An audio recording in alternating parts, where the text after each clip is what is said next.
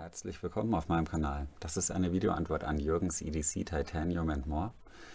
Ein sehr junger Kanal, der sein erstes Video für Stefan vom Kanal Stefan123321 gemacht hat. Da war das Thema mein stabilstes Klappmesser. Ja, da gab es sehr viele Debütanten und ja, Jürgen war einer davon. Jetzt hat er ein EDC-Video abgedreht und dort hat Jürgen richtig Geschmack bewiesen, ein sehr hochwertiges Setup präsentiert. Sein Video habe ich euch in der Videobeschreibung verlinkt. Von meiner Seite ist Jürgens Kanal eine Empfehlung. Also bitte mal bei ihm vorbeischauen und bei Gefallen ein Abo drauf. Ja, und wer Lust und Laune hat, kann gern auch eine Videoantwort beisteuern. Das wäre natürlich eine tolle Sache. Also auch Titan EDC. Jetzt zur Videoantwort.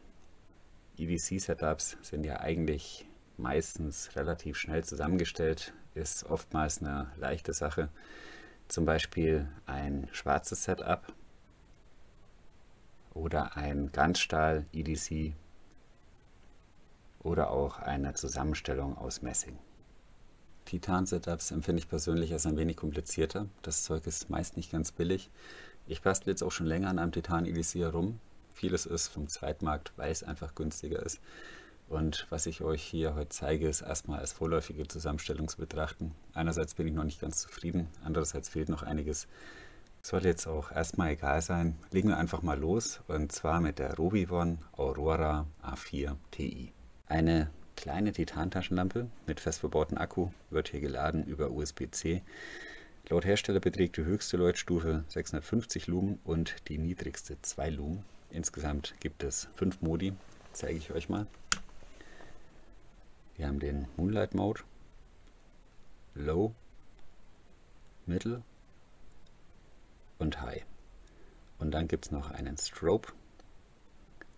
Ja, das war's. Schöne kleine Lampe, passt an den Schlüsselbund, passt in die Hose. Ja, passt hier auch an die Hose. Also wir haben einen schönen Clip.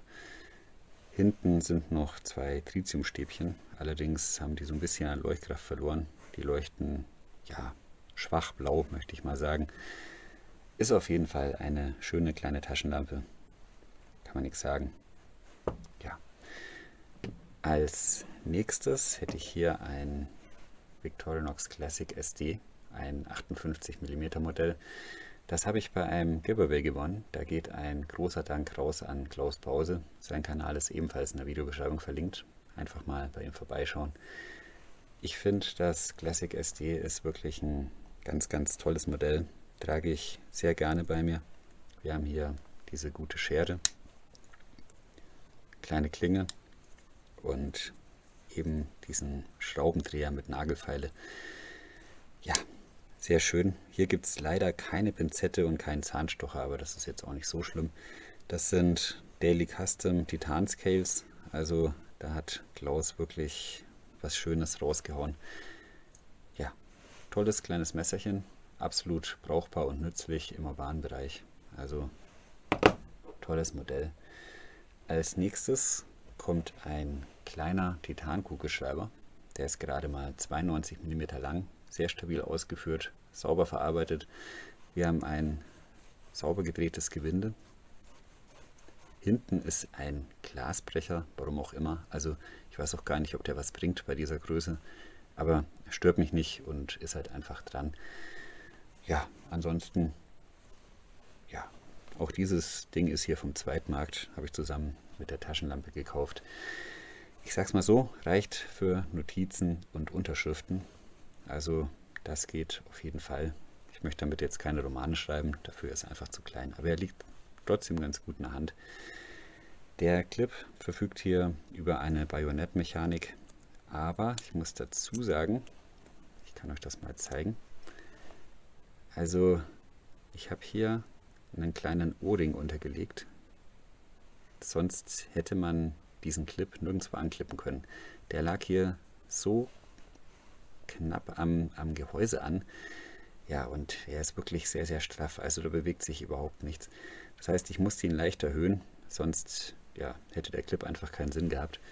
Aber ich muss ganz ehrlich sagen, ich kann damit so leben. Also mit diesem O-Ring klappt es auf jeden Fall. Ist kein größeres Problem. Schöner kleiner Stift. Als nächstes das Real Steel Solis in der Titan-Ausführung. Ein schönes und sehr gut verarbeitetes Klappmesser mit N690 Stahl, Schiebfutklinge. Der Titangriff weist viele Ecken und Kanten, aber auch leichte Radien und Kurven auf. Ein typisches Poltergeist Works Design, absolut gelungen, wie ich finde. Es handelt sich hier um ein Slipjoint-Modell mit einer wirklich guten Federspannung und das ist einfach eine tolle Linie. Also hier passt wirklich sehr, sehr vieles. Es gibt viele tolle Videos auf YouTube zu diesem Messer, da werde ich euch auch ein paar in die Videobeschreibung packen. Ja, einfach dann mal reinschauen und ja, ich kann es nur empfehlen. Also wirklich ein ganz tolles Modell. Das Solis wird gelegentlich abgelöst von einem Victorinox Spartan. Ja, das sind hier No-Name-Griffschalen. Keine Ahnung, wo die herkommen. Das Messer ist auf dem Zweitmarkt, aber die sind wirklich gut gemacht. Diese Griffschalen sind verschraubt und wir haben hier die Slots für die Pinzette und den Zahnstocher. Ja, ansonsten ist hier alles an diesem Messer geätzt und hat ein leichtes Stonewashed Finish erfahren. Auch das gefällt mir sehr gut. Also einfach tolles Messer.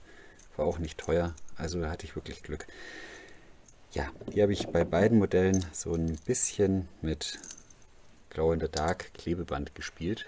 Zeige ich euch mal kurz. Ja, mir gefallen solche kleinen Spielereien.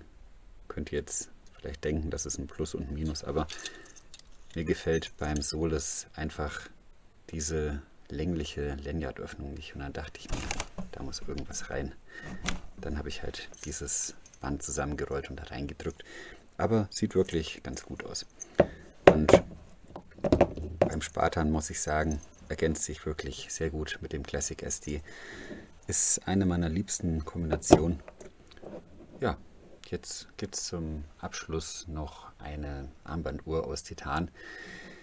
Und zwar ist das die Boccia T2. Das ist hier schon ein neueres Modell. Davon habe ich tatsächlich mehrere Modelle. Ja, bei diesem hier müsste ich zum Beispiel mal die Batterie tauschen. Und das hier, ja, das ist ein Modell, das ich wirklich sehr gerne trage. Es ist einfach eine Uhr, die man sehr gut ablesen kann. Wir haben dann hier diese Chronographenfunktion, also eine Stoppuhr. Ja, und ist wirklich sehr ganggenau, ist ein Quarzkaliber, aber macht mir gar nichts aus. 39 mm Gehäusedurchmesser ist vielleicht nicht so groß, aber für mich reicht das gerade noch so. Ja, einfach eine schöne Uhr. Und Boccia ist eine Untermarke von Tutima. Und das ist hier mal der Tutima Military Chronograph. Man sieht hier schon eine Verwandtschaft.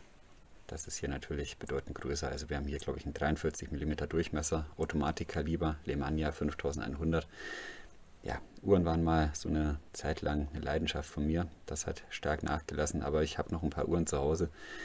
Ja, das ist eine meiner Sahnestücke, möchte ich schon fast sagen. Aber diese Boccia trage ich auch sehr, sehr gerne und die habe ich jetzt einfach mal ausgewählt hier, weil sie auch ein Titanarmband hat. Das war eigentlich der einzige Grund. Ja, ich lege jetzt einfach mal die hierher. Vielleicht so, dass es nicht blendet. Ja, gut. Ich würde sagen, passt auch wirklich gut ins Setup und bildet hier, wie erwähnt, den vorläufigen Abschluss. Irgendwann wird es noch ein Update geben. Ergänzen möchte ich dieses Setup noch um ein Feuerzeug. Ja, zudem vielleicht auch noch mal ein kleines feststehendes Messer mit Titangriffschalen. Da muss ich einfach mal schauen, was da so auf dem Markt gibt. Also das AK1 möchte ich eigentlich nicht. Das habe ich schon zu Hause, aber nicht mit Titangriffschalen. Aber ich möchte irgendein anderes Messer mit Titangriffschalen. Irgendwas vielleicht noch sogar ein bisschen kleineres. Ja, muss ich einfach mal schauen. Ich denke, da wird es noch mehrere Änderungen geben. Also gesetzt ist in diesem Fall auf jeden Fall der Kugelschreiber, das Spartan und das Classic SD. Alles andere wird wahrscheinlich ausgetauscht. Muss ich einfach mal schauen. Gut, das war es dann auch. Ich würde sagen, werft dann bitte noch einen Blick in die Videobeschreibung. Da sind ein paar Videos verlinkt. Zudem findet ihr dort auch Jürgens YouTube-Kanal, Jürgens EDC Titanium and More. Videoantworten an Jürgen sind auch gern gesehen. Ja, ich denke, das war es jetzt dann wirklich. Ich bedanke mich für eure Aufmerksamkeit, wünsche euch alles Gute, bleibt gesund, bis zum nächsten Mal.